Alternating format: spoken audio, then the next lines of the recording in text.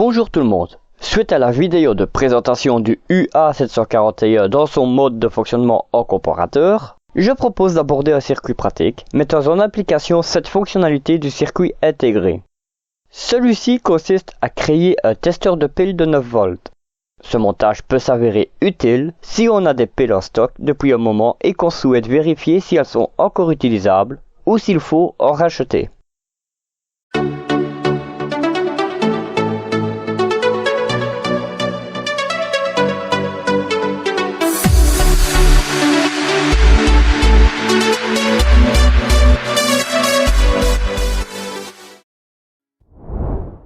Le circuit présenté ici est un amplificateur opérationnel monté en comparateur de tension.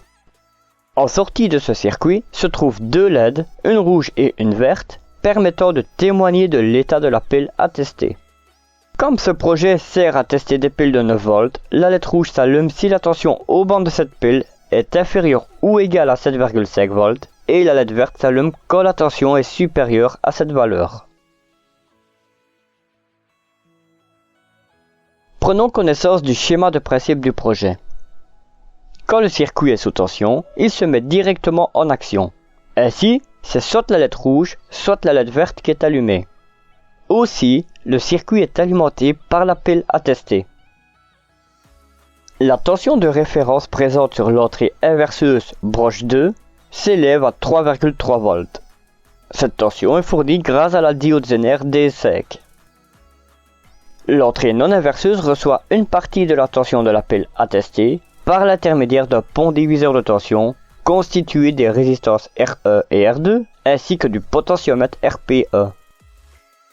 Ce potentiomètre est réglé de sorte que lorsque la tension de la pile à tester est inférieure à 7,5 volts, c'est la LED rouge qui s'allume. Aussi, nous pouvons observer que les LED sont reliés en série à deux diodes EN4148. Comme ce sont des diodes au silicium, la tension de seuil de celle-ci s'élève à 0,7 volts. Comme ces deux diodes sont reliés en série, leur tension de seuil s'additionne pour s'élever à 1,4 volts. Cette tension est ajoutée à la tension de seuil des LED. Mais pourquoi faire en sorte que la tension de seuil des LED augmente? C'est pour que la LED qui doit rester éteinte le soit parfaitement.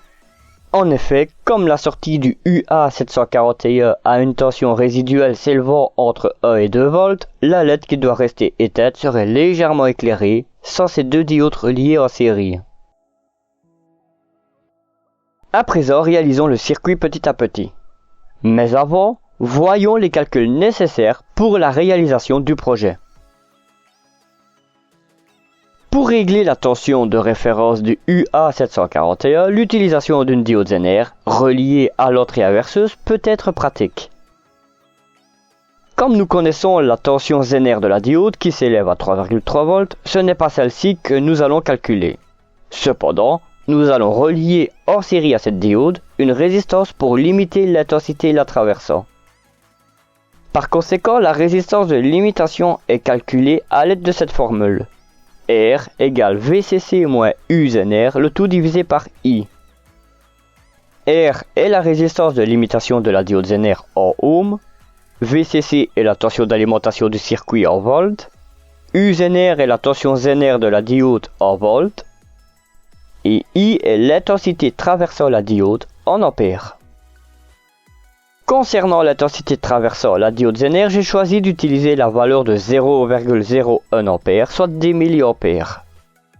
Ainsi, la résistance de limitation de la diode s'élève à 9 volts moins 3,3 volts, le tout divisé par 0,01 A, soit 5,4 volts divisé par 0,01 A, ce qui donne une valeur de la résistance à relier à la diode de 540 ohms. N'étant pas une valeur normalisée, la valeur la plus proche de 540 ohms est 560 ohms. Prenons connaissance du calcul servant à définir la tension sur l'entrée non inverseuse afin de régler la sensibilité du montage. Cette tension est envoyée sur cette entrée via un pont diviseur de tension constitué des résistances R1 et R2 ainsi que du potentiomètre RPE. Aussi, cette tension est définie via cette formule. UOUT égale R2 divisé par RE plus R2, le tout multiplié par VCC.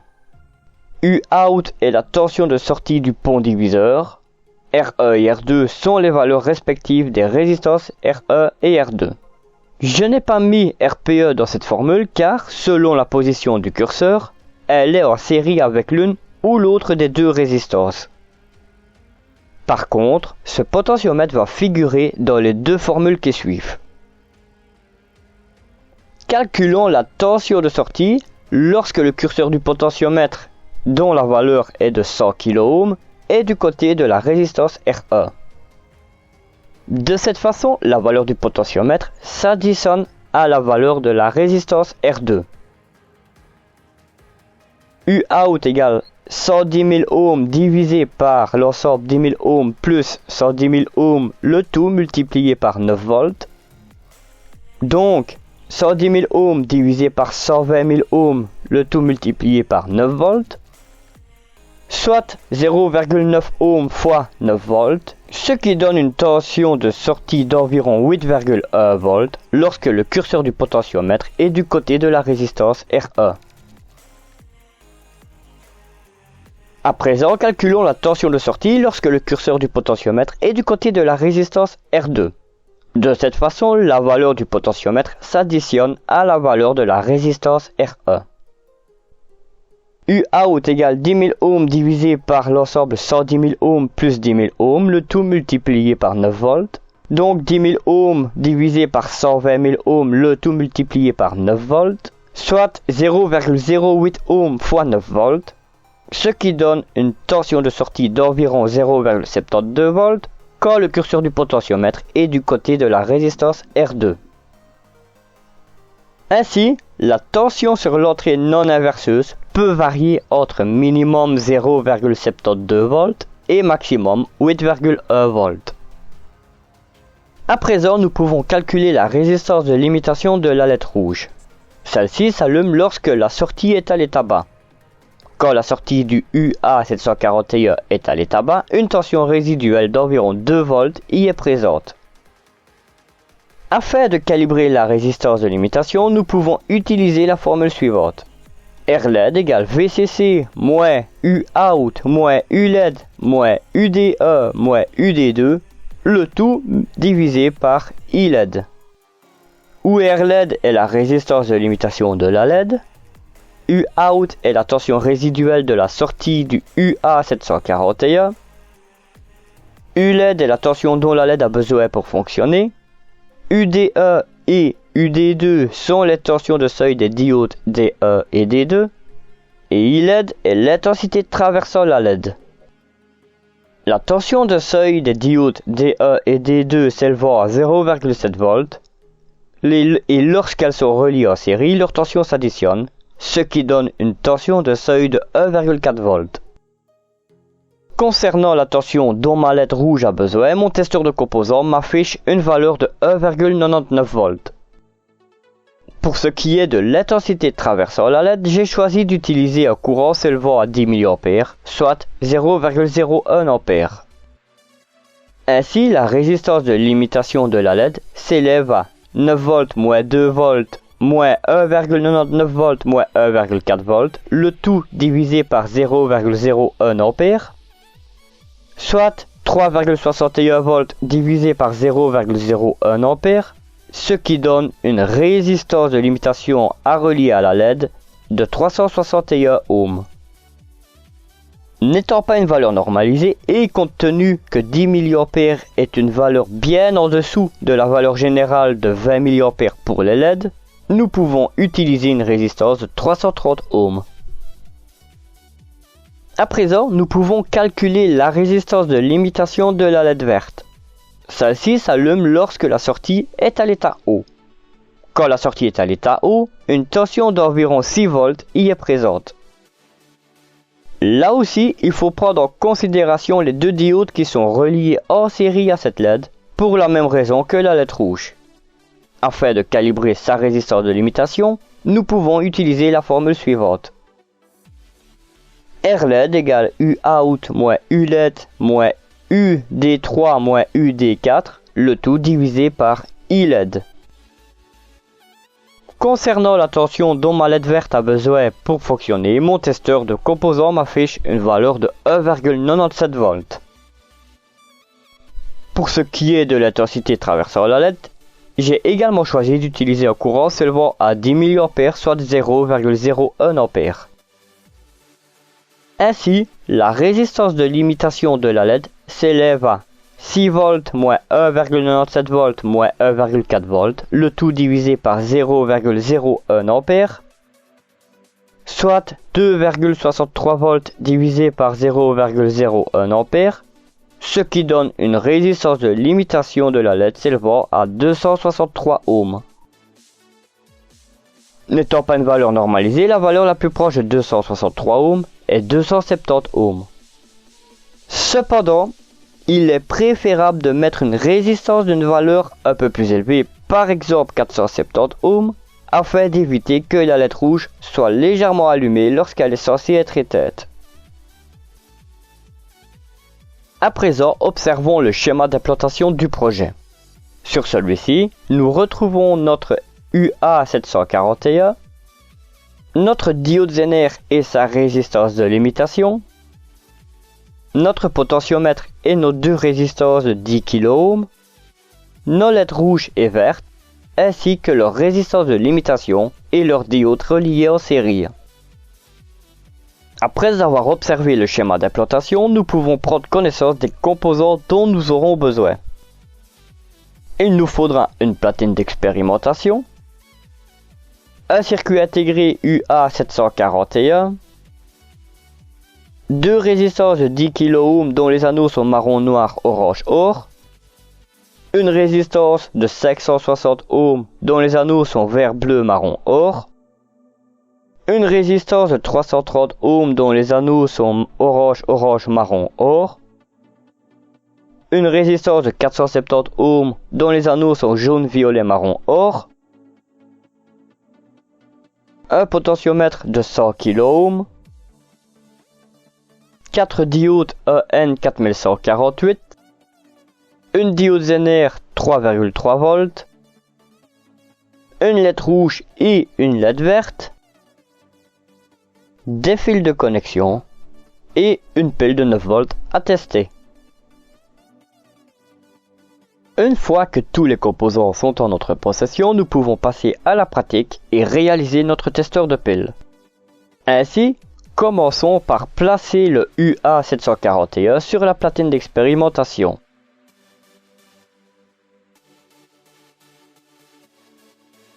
Relions la broche 7 au rail positif et la broche 4 au rail négatif.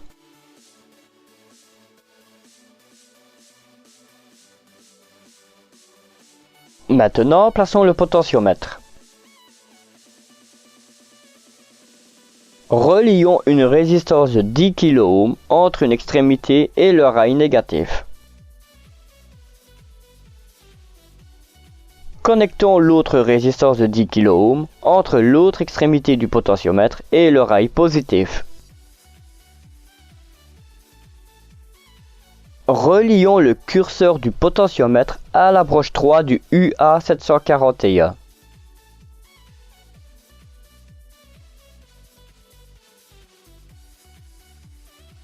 Ensuite, relions la résistance de 560 ohms au rail positif de la platine. Plaçons la diode Zener entre cette résistance et la masse, l'anode vers cette dernière.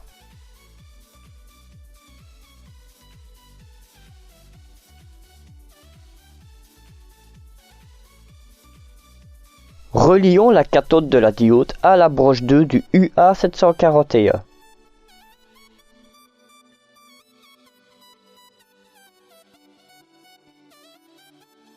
À présent, relions l'anode de la lettre rouge à la tension d'alimentation du circuit.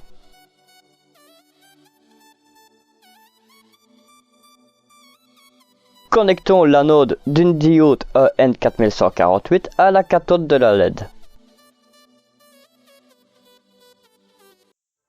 Relions une autre diode en série à celle reliée à la LED. Relions la résistance de 330 ohms entre cette diode et la sortie broche 6 du UA741.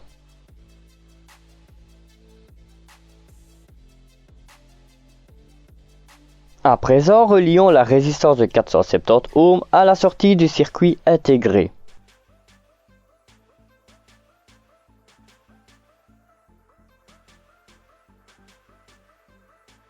Connectons deux diodes EN4148 en série à cette résistance.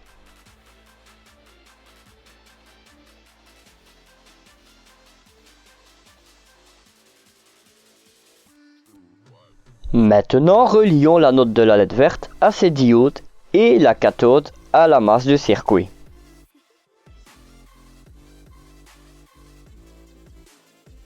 À présent, le circuit est terminé. Nous pouvons passer à l'étape suivante, à savoir la calibration du montage. Pour calibrer le projet, il faut une alimentation de laboratoire ou toute autre alimentation variable.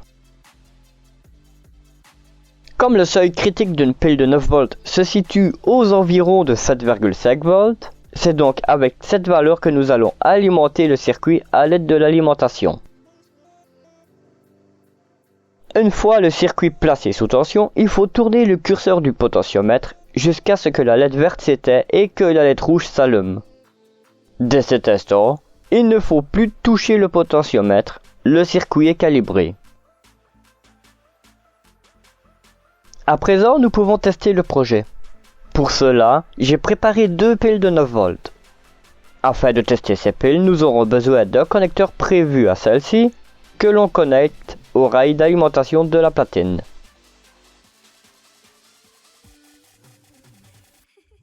Maintenant, branchons une des deux piles. Nous observons que c'est la LED rouge qui est allumée.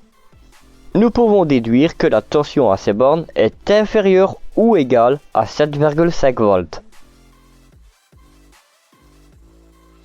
Pour le confirmer, utilisons un multimètre afin de mesurer la tension aux bornes de la pile. Effectivement, la tension mesurée s'élève à environ 7,3 volts.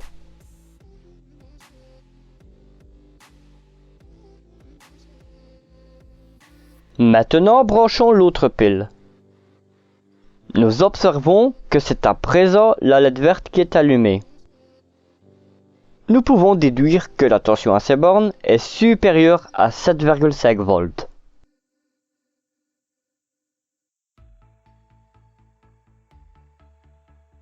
Pour le confirmer, reprenons notre multimètre afin de mesurer la tension aux bornes de la pile. Sans surprise, la tension mesurée s'élève à environ 8,6 volts.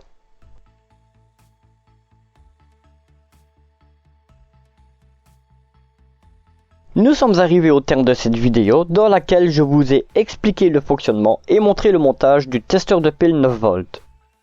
Nous y avons également vu la procédure pour le calibrer afin de régler la sensibilité du projet. Aussi, comme nous pouvons le deviner, un comparateur de tension peut servir pour créer des alarmes, des testeurs, ainsi que d'autres circuits. Dans la prochaine vidéo, nous repartons à l'aventure avec la carte Arduino. Afin de ne pas louper cette vidéo, abonnez-vous et activez les notifications. Si cette vidéo vous a plu, n'hésitez pas à lâcher un pouce, à la partager et à la commenter. Tout en vous souhaitant de très bonnes expériences électroniques, je vous donne rendez-vous pour la suite sur Proto Électronique. Bye!